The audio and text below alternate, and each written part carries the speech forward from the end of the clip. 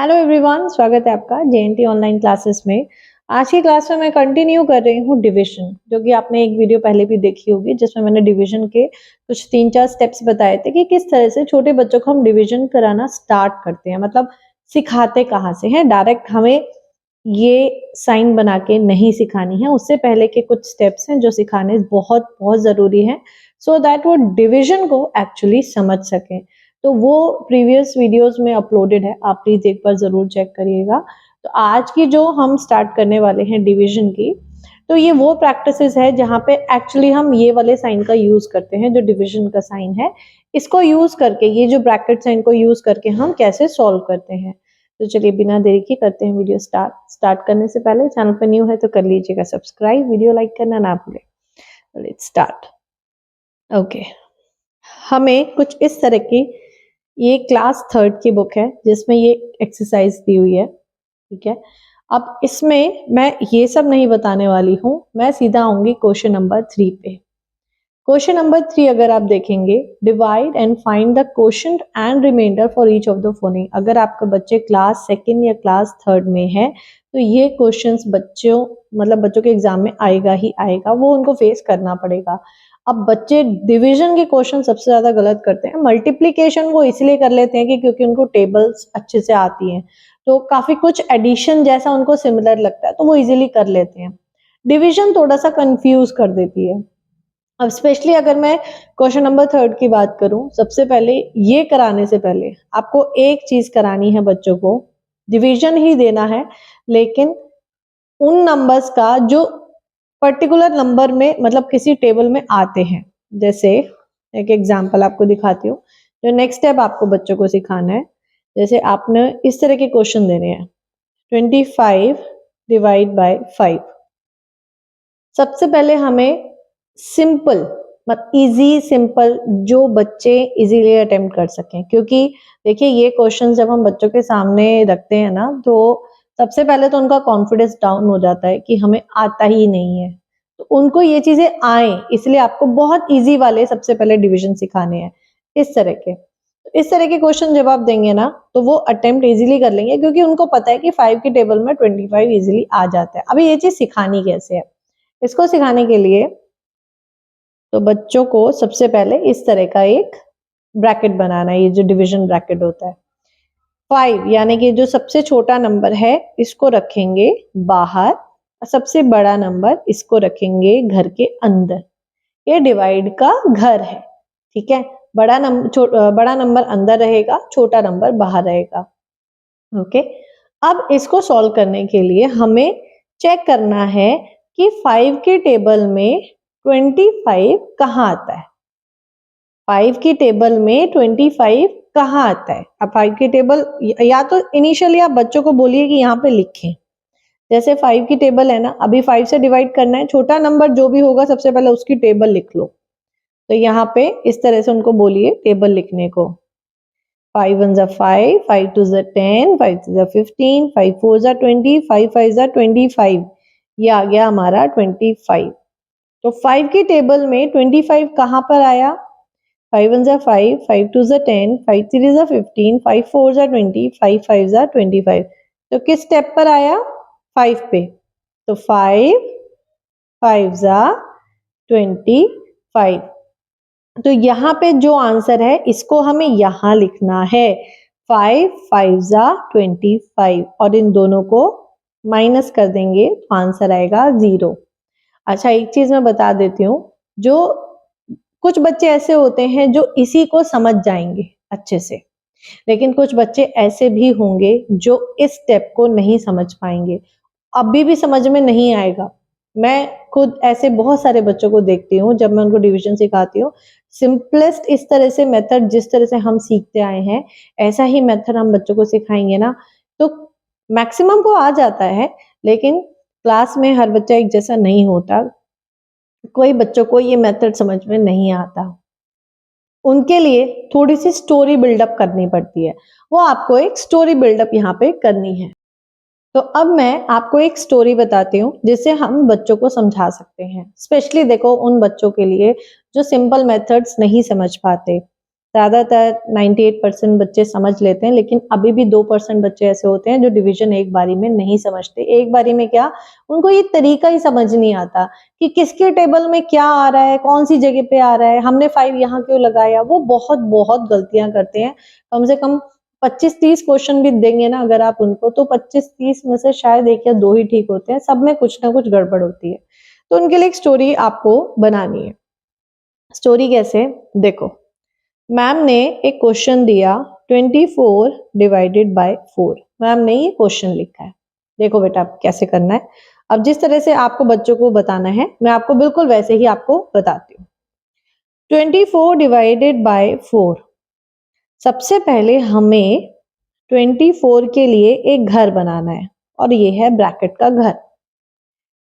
बड़ा नंबर 24 है तो वो बैठेगा अंदर, 4 छोटा है तो 24 ने इसको बोला 4 तू तो मुझसे छोटा है, तू बाहर रह।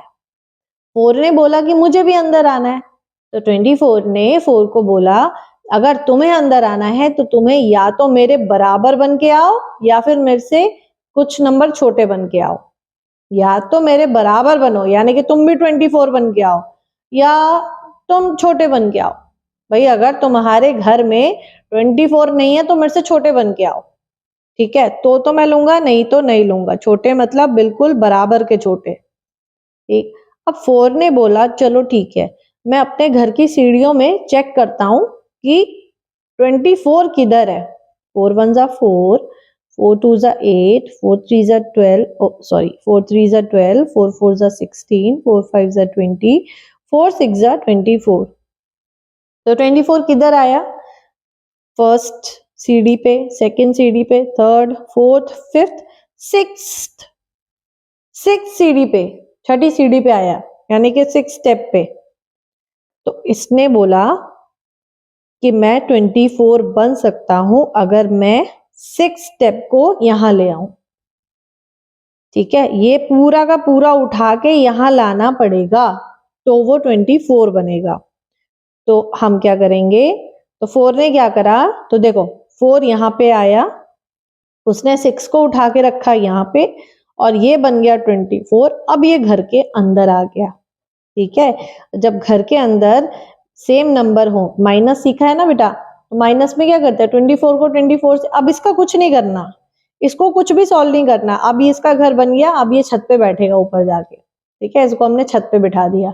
अब 24 को 24 से करेंगे माइनस, और फिर आएगा 0। एक और क्वेश्चन लेते हैं, देखो 42 डिवाइडेड बाय 6। अब ये वाला क्वेश्चन देखो ध्यान से। सबसे पहले हमें क्या करना है, ब्रैकेट का एक घर बनाना है। बड़ा नंबर अंदर, छोटा नंबर बाहर। अब बड़ा नंबर छोटे नंबर को बोलता है कि तू तो छोटा है तो तेरे को मैं अंदर नहीं आने दूंगा। ये बोलता है मुझे भी अंदर आना है। तो जो बड़ा नंबर है वो बोलता है अगर अंदर आना है तो या तो मेरे बराबर बन के आओ।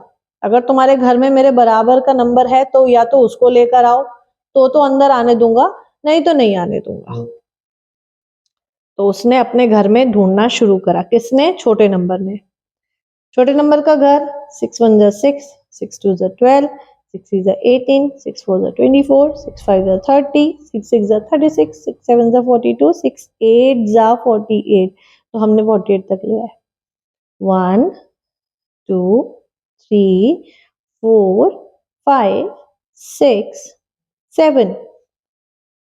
अब ये देखो, अब ये पूरा का पूरा उठा के यहां चलना है, ठीक है।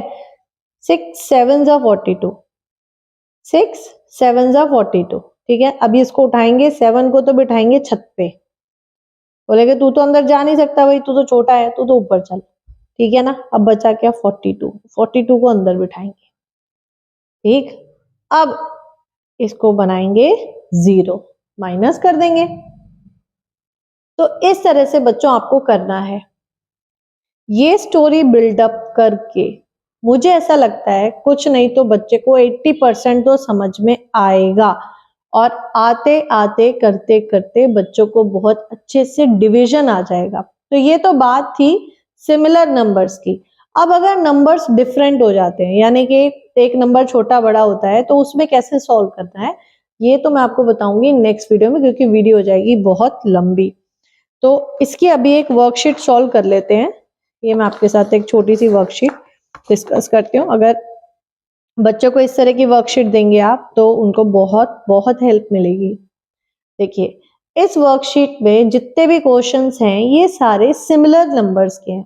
सिमिलर मतलब बिल्कुल कोई रिमाइंडर नहीं आएगा, यहाँ पे रिमाइंडर 0 आएगा, क्योंकि सभी नंबर्स जितने भी डिविडेंड हैं ये सब ऐसे हैं जो डिवाइजर के टेबल में आते हैं, जितने भी नंबर्स हैं, तो इसमें रिमाइंडर 0 आएगा। इस तरह की वर्कशीट आपको बच्चों को प्रैक्टिस करानी है।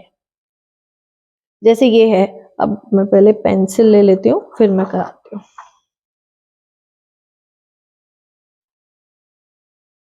ओके, अब देखिए 5 की टेबल में 25 कहाँ आता है? तो कुछ समय तक तो आपका बच्चा टेबल लिख के करेगा, फिर धीरे धीरे वो टेबल लिखने की हैबिट को आपको छुड़वाना है और उसको अपनी जो टेबल्स है वर्बली बोल के उसको पता करना है आंसर। 5 की टेबल में 5 5 जा 25 माइनस करेंगे, सो द आंसर इज 0। 4 की टेबल में 24 4 6 जा 24 माइनस करेंगे, 24 में से 24 0।